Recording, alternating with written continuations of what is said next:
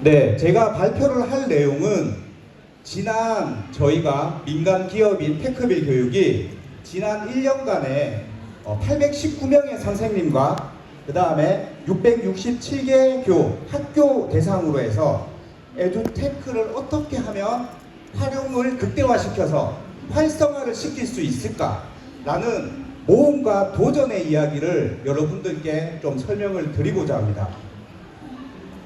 저희 테크빌 교육에서는 티스푼이라는 에듀테크 활용 플랫폼을 운영을 하고 있습니다.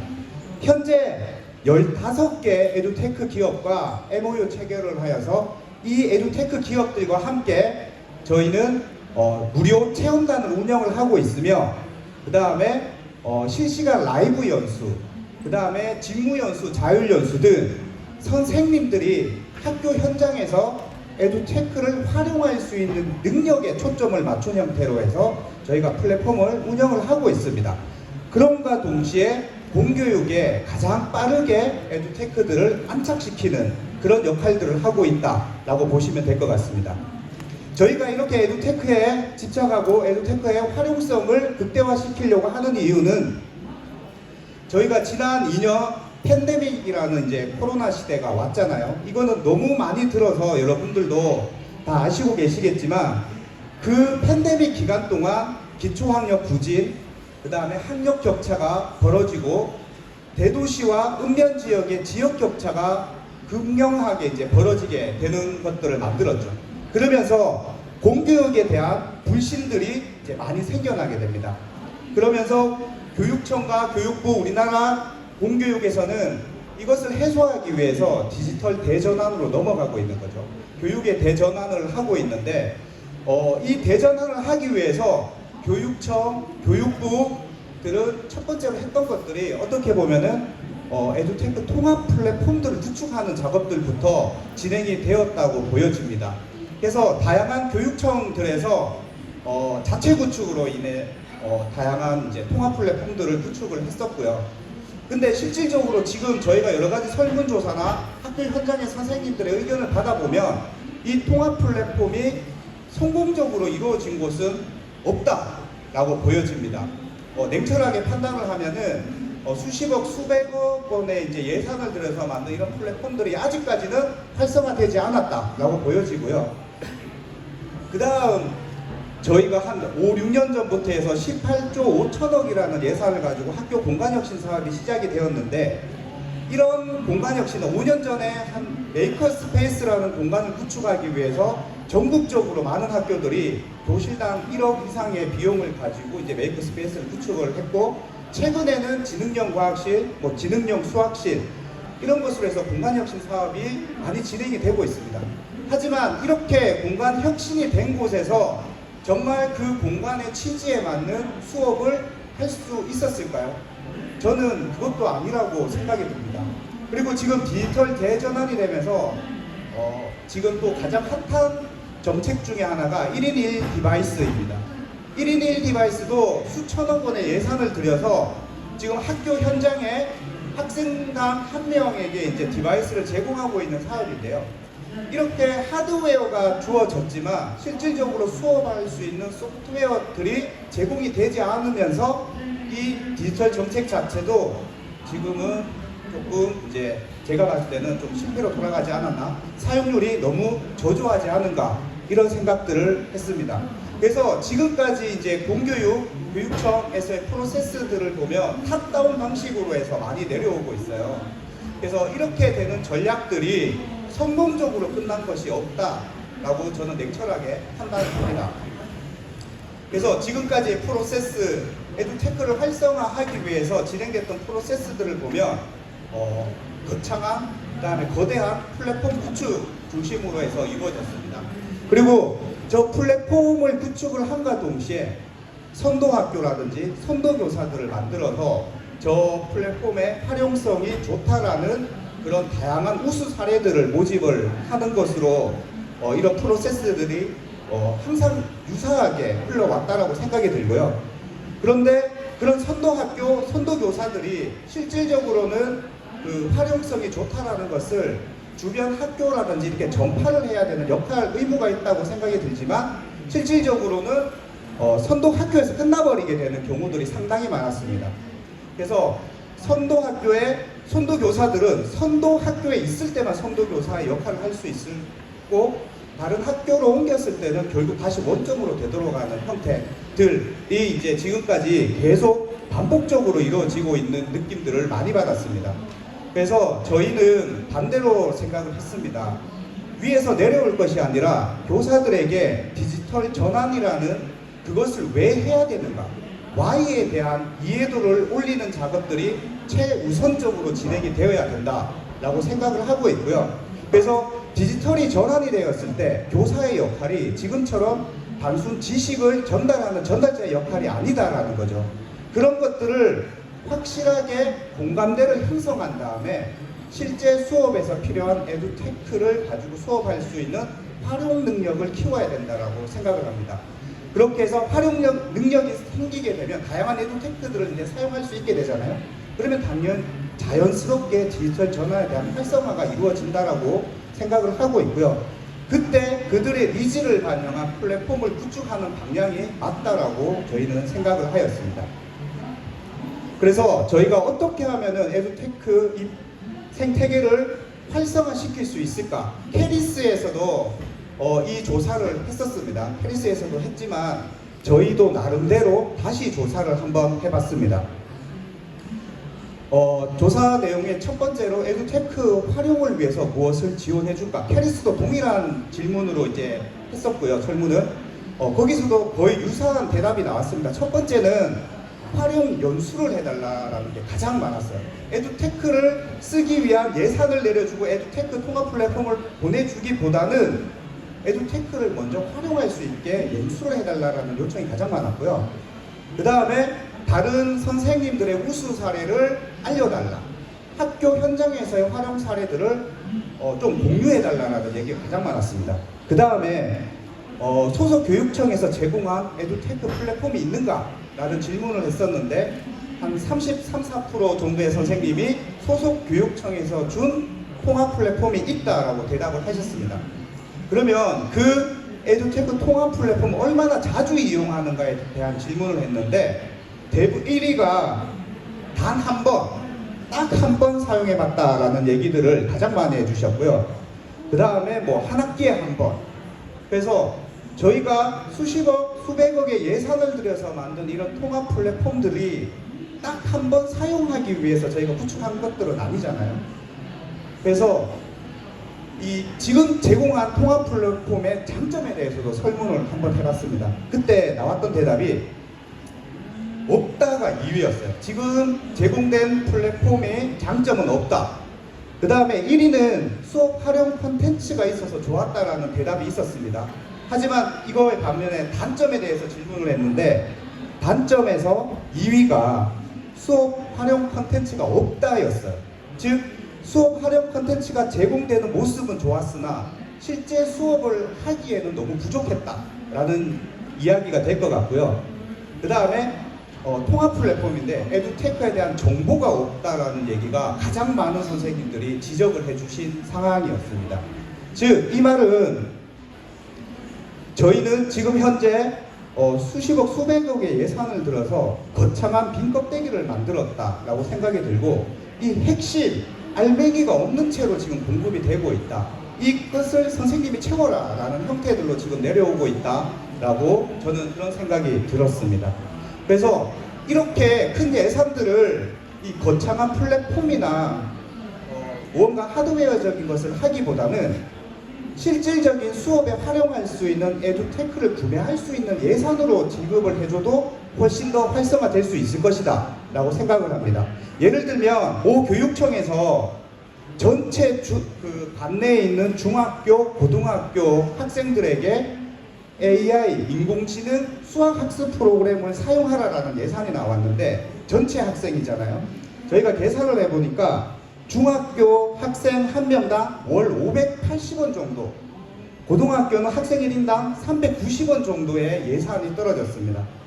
이런 예산을 가지고 인공지능 개별화 맞춤 수업을 하라고 한다는 것 자체가 모순인 거죠. 클라우드에 개별화 맞춤 교육을 하려면은 전체 학생들이 다 방을 만들어야 되잖아요. 그리고 그들에게 다 각자의 다른 데이터, 수업을 하고 나면 문제를 풀고 나면 각자의 다른 데이터들을 계속 만들어서 클라우드가 커지는데, 그런 예산 자체만 해도 최소 원가 자체가 2,000원 이상 들어가거든요. 결국은 이렇게 해서 아무리 이제 예산을 주고 나서 이제 선생님들에게 이런 것들을 하라고 해도 여기에 적합한 에듀테크는 단순 문제은행만 가진 에듀테크들만 지원을 할 수 있었다. 결국은 학교에서 제대로 된 에듀테크를 가지고 수업을 못했다라는 거죠. 그래서 이런 예산을 아까 전에 이렇게 거창한 외관을 만드는 플랫폼에 쏟아붓는 예산의 일부만이라도 실질적인 수업을 할 수 있는 에듀테크에 관련된 예산으로 편성이 된다면 훨씬 더 활용성과 활성화가 빨라질 것이다 라고 생각을 하고 있습니다. 그래서 저희는 처음 출발점으로 다시 돌아가자. 선생님의 에듀테크 활성화, 활용을 능력을 극대화시키기 위해서는 다시 처음부터 시작하자 라는 형태로 해서 저희 팀 안에서 이제 제로 베이스 프로젝트라는 명으로 시작을 하고자 합니다. 저희는 교육부 교육청이 통합 플랫폼, 실증, 표준 뭐 이런 거창한 단어들, 공정성을 위해서 시간이 어마어마하게 걸리는 이런 행위들을 하고 있는데, 저희는 학교 현장에서 선생님들이 바로 수업에 활용할 수 있게, 타당하게 활용할 수 있도록 선생님의 디지털 역량, 에듀테크 활용 역량에 집중을 합니다. 그래서 교원이 이 에듀테크 활성화 자체는 선생님의 역할이 가장 중요하다라고 생각이 들고요. 저희는 지금 기초학력 부진이니 학력 격차, 이것이 가장 큰 문제라고 생각을 하지만 실질적으로는 가장 큰 문제는 교사 격차거든요. 교사의 디지털 역량, 교사가 디지털로 전환된 선생님의 배운 학생과 그렇지 않은 학생의 학력 격차는 또다시 벌어질 거기 때문에 교사 격차를 줄일 수 있는 것, 저희는 선생님에게 집중을 하기로 하였습니다. 한 가지 이 예를 들면은요, 이게 저희가 왜 교사 활용에 집중을 해야 되겠다라고 생각을 하게 된 하나의 이유예요. 저희가 지금 공교육에 제공을 하고 있는 메소리티라는 인공지능 수학 솔루션이에요. 20억 개의 데이터를 10년간 축적을 했습니다. 이 20억 개의 데이터를 딥러닝 기술로 유형간의 상관 분석을 통해 가지고 아이들에게 가장 최적화된 그리고 가장 빠른 길로 수학 수업을 할 수 있는 것을 개발을 하였습니다. 이것들을 학교 현장에 저희가 21년도 하반기부터 해서 제공을 하였거든요. 이게 이제 재밌는 장표입니다. 21년도 처음에 메소올릭을 학교 현장에 제공을 했을 때 단순히 30분 정도의 튜토리얼 개념으로 설명 정도의 연수를 진행을 하였습니다. 그렇게 해서 수천만 원의 돈은 저희가 다 받았어요. 다 받고 학교 현장에 메소올릭을 오픈을 시켜드렸는데 100% 다 사용하지 않으셨습니다. 예산은 저희 쪽에 다 들어왔어요. 그래서 이거는 메소올릭을 파는 것이 중요한 것이 아니라 활성화를 시키는 것이 훨씬 더 중요한 임무일 것이다 라고 생각을 했습니다. 여기에서 A라는 것은 정말 자주 사용하고 매일매일 사용한다라는 거고요. B는 한 3번 정도 사용해봤다 라는 거고요. C는 아예 한 번도 열어보지 않았다라는 기준입니다. 그래서 저희는 이때부터 그냥 에듀테크를 학교 현장으로 보급하는 것이 중요한 것이 아니라 선생님의 활용성을 키워서 보급해야 된다라는 것에 집중을 하게 되면서 연수 프로세스를 구축을 하게 되었습니다. 그래서 체험 계정을 발급하고 나서는 무조건 교원 연수를 온라인으로 봤던 저희 실시간 라이브로 해서 수업을 어떻게 만들 것인가에 대한 활용 연수를 무조건 받게 했습니다. 그렇게 했더니 어느 정도 이제 사용률이 올라갔고요. 하지만 이것도 부족하기 때문에 저희는 연수 프로세스를 또다시 변경을 했습니다. 체험 계정을 먼저 만들어주고 연수를 했다면 이제부터는 연수를 받은 선생님에게만 체험 계정을 제공을 하고 있고요. 그 다음에 4가지 미션을 지정을 해서 한 달간 저희가 카카오 단톡방에 모여가지고 같이 그 미션을 해결하는 형태들로 운영을 했더니 90% 이상의 학교에서 에듀테크를 열어서 엄청 잘 활용을 하시더라라는 것이죠. 즉 아무리 좋은 에듀테크를 주고 아무리 좋은 플랫폼을 제공한다고 해도 교사가 사용하지 않으면 무용지물인 거예요. 그래서 거창한 플랫폼보다는 교원 역량에 강화해야 된다. 핵심은 선생님이다 라고 저희는 생각했습니다. 학생들에게 지금 이 디지털 시대에 하이터치를 하라고 지금 계속 얘기를 하잖아요. 근데 그 하이터치를 하기 위해서는 선생님에 대한 하이터치들도 분명히 이루어져야 될 것이다. 선생님들도 능력치가 다르고 그 능력치에 맞는 하이터치들이 꼭 필요할 것이다 라고 생각이 듭니다. 그래서 저희는 이런 선생님에게 하이터치를 할 수 있는 것들을 사업 전략으로 만들어 가고 있습니다. 교육부 캐리스에서도 이 사실을 몰랐던 게 아니에요. 캐리스의 연구보고서나 이거 아주 훌륭합니다. 정책 방향이나 이런 것들은 아주 잘 하고 있고 잘 맞다고 생각이 드는데 실행 방식에서의 차이점들이 좀 많이 나오고 있다고 생각이 들고요. 현재 2020년에 나온 보고서고 여기에서도 에듀테크 활성화를 위해서 가장 먼저 해야 되는 것은 교원의 역량 강화다라는 얘기들을 하고 있습니다.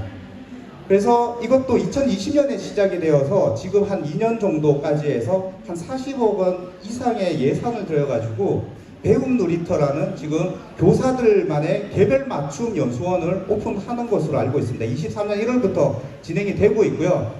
민간은 빠져 있고 시도교육청 17군데가 이제 연합하여서 만들어지는 것으로 알고 있는데 이것도 성과가 있을지는 좀 지켜볼 일이라고 생각이 들고요. 그리고 최근에 이제 아이에답이라고 해서 예비 현직 교원의 인공지능 디지털 역량 지원 체계를 구축을 한다라고 합니다. 이것도 2025년까지 구축이거든요. 그러니까 뭔가를 하나를 하면은 빠르게 하는 것이 아니라 2-3년이 걸린다라는 거죠. 2-3년이 걸리면은 어떻게 보면 아이에답 같은 경우는 이번 정권에서 사용을 못할 수도 있을 그런 것이라고 생각합니다. 이것 또한 예산이 100억이 넘는 것으로 알고 있습니다. 그 다음에 저희 에듀테크 소프트랩 얘기 많이 들어보셨겠지만 세계 강력에서 지금 진행을 하고 있는데 에듀테크 소프트랩 같은 경우에도 학교에 에듀테크를 실증을 해서 공급을 하겠다라는 건데 실증 기간 자체가 1년 이상이 걸리고 있습니다. 그리고 실증에서 통과를 하게 되면은 혁신 수업 모델을 만드는데 또 1년이 걸린다는 거죠. 그러니까 총 수업 모델이 하나 개발되는데 2년이라는 시간이 걸려서 가고 있습니다. 네, 요즘의 시대는 지식과 정보가 엄청나게 빠른 시대죠. 우리가 알고 있는 지식이 다음날 완전 다른 지식으로 바뀌어버릴 수도 있다는 거예요. 그래서 보통 지금 현재 기업에서는 오랜 기간을 가지고 구축을 하지 않습니다. 사스 형태의 서비스를 그냥 활용하거나 아니면 에자일 방식 형태들로 해서 현재 환경과 상황에 맞춰서 빠르고 유연하게 계속 테스트하고 디벨롭해서 피드백 받고 수정 보완하고 다시 개발하고 테스트하고 피드백 받고 수정하는 이런 에자일 방식들로 하고 있는데 우리의 지금 현재 공교육 프로세스 자체는 통합 플랫폼을 그리고 자체 구축을 많이 하려고는 하십니다. 자체 구축을 하고 민간 상생이라고는 하지만 유통망 체계들을 직접 다 설계하면서 공교육의 독점화를 좀 가져가고 있는 듯합니다. 그래서 어떻게 보면 우리나라 산업에서 글로벌화 되지 못한 건 교육 산업밖에 없다라고 생각이 들고요. 이렇기 때문에 우리나라에 글로벌 교육 기업이 없다라는 생각들도 좀 많이 들었습니다. 오랜 구축 기간이 들고 저 오랜 구축 기간에 걸쳐서 만들어지면 조직 개편으로 인해서 담당자가 없어지게 됩니다. 새로운 담당자가 오면 다시 원점으로 돌아가는 형태들이 지금 현재 우리나라 교육부에서 일어나고 있다는 거죠. 그래서 가성비가 낮고 효율성이 좀 많이 떨어지는 형태가 지금 현재 프로세스이지 않은가라는 생각들을 합니다. 거창한 플랫폼 없이도 아까 전에 앞에서 보셨지만 간단한 하이터치만으로도 충분히 활성화를 시킬 수가 있습니다. 그래서 저희는 교사들의 공감을 얻는 작업부터 해서 천천히 올라가려고 하고 있고요. 지금까지는 공공기관에서는 위에서 내려왔기 때문에 저희가 밑에서 다시 올라가는 형태들로 해서 진정한 상생 구조를 디졸브 될 수 있도록 만들어 가려고 하고 있습니다. 그래서 첫 번째로 저희는 교원 연수 패키지, 직무 연수 패키지들을 좀 구성을 하려고 합니다. 그래서 디지털 역량 강화, 즉 왜 디지털로 전환이 되어야 하는가, 디지털이 전환된 시대에는 어떻게 선생님의 역할을 가지고 가야 하는가에 대한 것을 알려주고, 그 다음에 실질적으로 에듀테크 활용할 수 있는 직무 연수들을 개발을 하려고 합니다. 현재 저희와 협업이 되어 있는 에듀테크들의 직무 연수들을 다 개발을 하고 있는 중이라고 보시면 되고, 이런 것들을 마이크로러닝, 그 다음에 라이브로 직무 연수로 진행을 하려고 하고 있고요.